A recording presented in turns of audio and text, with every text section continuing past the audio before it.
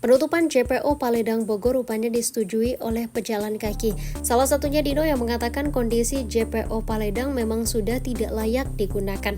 Banyak warga yang terpeleset dan terjatuh saat menggunakan JPO Paledang. Hingga akhirnya jembatan penyeberangan orang itu resmi ditutup oleh Pemkot Bogor pada Rabu 20 Agustus 2025.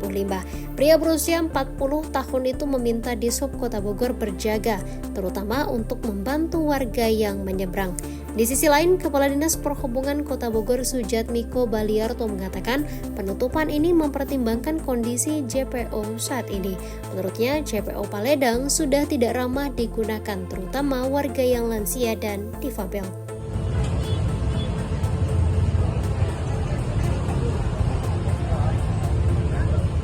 Paledang ini banyak sekali masukan dari masyarakat untuk bisa diperbaiki. Akan tetapi saya belum bisa mengambil langkah-langkah yang konkret. Kenapa?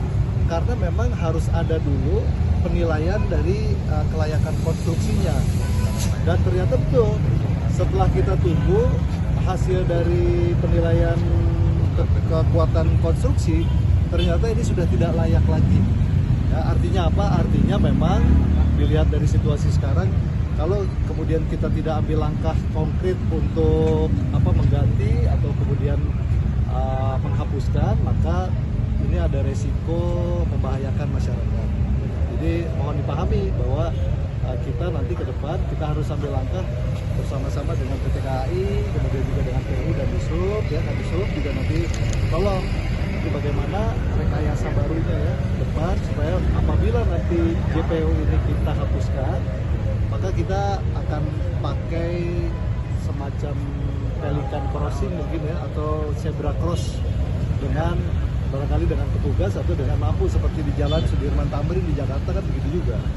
Nah, kemudian saya nanti coba cek tentang penghapusan asetnya. Karena kita harus proses penghapusan asetnya, kemudian kita lakukan langkah-langkah pembongkaran dan ya. Nah, ini kurang lebih fakta yang ada di lapangan bahwa memang ini JPO umurnya sudah cukup tua ya, dengan kondisi yang rapuh dan membahayakan. Oleh karena itu kita putuskan untuk tidak lagi boleh dilintasi. Nah, dengan demikian maka saya minta ke PT KAI bagaimana ini akses masyarakat, apakah masih memakai akses yang ini gitu kan, ataukah nanti ada hal-hal yang bisa disesuaikan dengan jalur masuk ke stasiun kereta, karena jumlah penumpang sekarang berapa Pak per hari? Paling bisa 100.000 Pak. 100.000 penumpang loh. Dan di weekend 100. Di weekend 120.000 penumpang per hari ya. Kemudian headway-nya berapa menit sekali Pak? Oh, bayangkan KRL dari Bogor ke Jakarta itu 5 menit sekali. Jadi memang wilayah sini menjadi perhatian kita untuk kita tata ulang. Ya Pak ya. Nah, kemudian pembagian juga sudah kita lakukan. Jadi alhamdulillah PT KAI sudah membuka akses ya di alun-alun, dan sekarang mungkin komposisinya 70% lebih banyak di alun-alun. Ya betul ya. 30% masih memanfaatkan jalan Mayoroti. Nah, ini harus kita tata ulang. Ya. Oh, ini ya. Apakah akan dihapus secara permanen, ditiadakan, atau mungkin diganti lagi dengan yang baru? Tidak ya, kalau saya melihat di kota-kota modern, masyarakat itu pejalan kaki itu sangat dihormati. Pejalan kaki itu menjadi prioritas tertinggi dari lalu lintas. Ya, jadi kendaraan yang biasanya nggak mau ngalah, orang tuh kan cenderung naik motor, naik mobil, ada yang mau nyebrang bukannya berhenti tapi ditabrak. Nah, makanya kita akan kasih juga edukasi ke masyarakat untuk menghargai pejalan kaki, penyeberang jalan. Itu yang prioritas utama sebagai kota modern, kota yang ramah kepada manusia.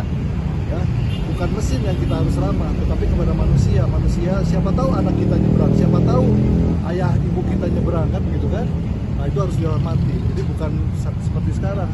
Orang mau nyebrang aja susahnya setengah mati. Orang kecenderungannya kucing aja mau digeleng, mau ditabrak. Nah, ini harus dirubah pola pikir kita menjadi manusia modern yang menghargai manusia. Apa konsepnya nanti seperti pelikan cross? Ya, saya pikir nanti. Download Tribun X sekarang. Menghadirkan lokal menjadi Indonesia.